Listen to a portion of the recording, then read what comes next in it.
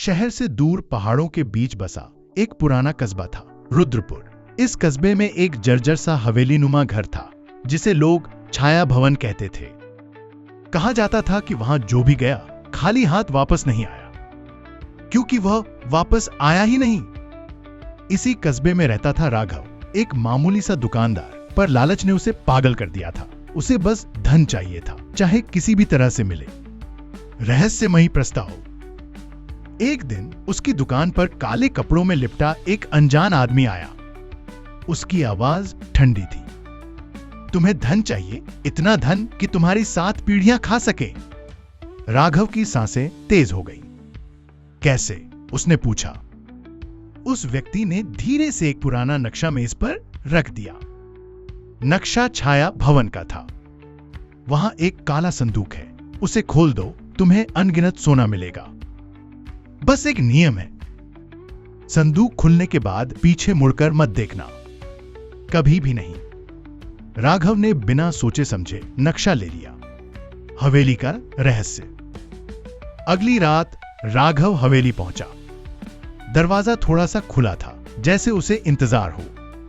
अंदर अंधेरा, पर अंधेरे में भी कहीं से धीमे धीमे फुसफुसाहटें आ रही थी।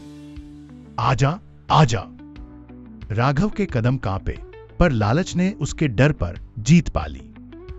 नक्शे के अनुसार वह तहखाने तक पहुंचा। दीवारों पर अजीब निशान थे, जैसे किसी ने नाखूनों से बनाए हों। तहखाने के बीचों बीच एक पुराना काला संदूक रखा था। उस पर मोटी जंजीरें जकड़ी थी।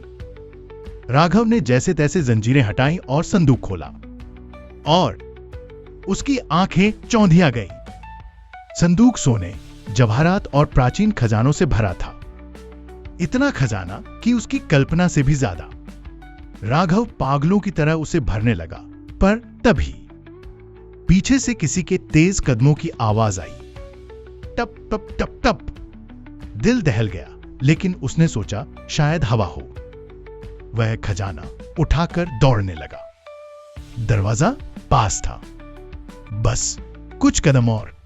तभी पीछे से अचानक किसी ने धीरे से उसके कान में फुसफुसाया, पीछे तो देख। राघव का शरीर सिहर गया। उसकी सांसें रुक गई। उसे नियम याद आया, पीछे मुड़कर नहीं देखना। लेकिन आवाज लगातार बढ़ने लगी। देख, मैं यही हूं।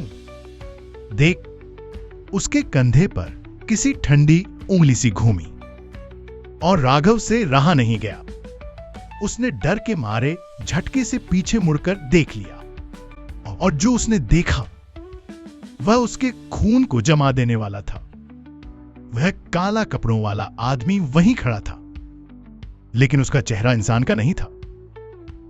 आधी आंखें बाहर लटकी थी और मुंह कान तक फटा हुआ था। उसने ठंडी हंसी के साथ कहा, लोभ का अंत मैं ही हूं। राघव की चीख हवेली में गूंज उठी। अगली सुबह। अगले दिन लोग छाया भवन के बाहर भीड़ लगाए खड़े थे। दरवाजा खुला था और जमीन पर पड़े थे कुछ सोने के सिक्के और राघव का अजला नक्शा। पर राघव कहीं नहीं मिला। उसका पता आज तक नहीं चला। लोग कहते हैं आज भी छाया भवन से किसी किसी रात फुसफुसाहटें आती हैं, पीछे मत देख, मत देख। और हर कुछ महीने बाद किसी लालची इंसान का पता गायब हो जाता है। कहानी का संदेश। लोभ इंसान को वहीं ले जाता है जहां से वापस नहीं आया जा सकता।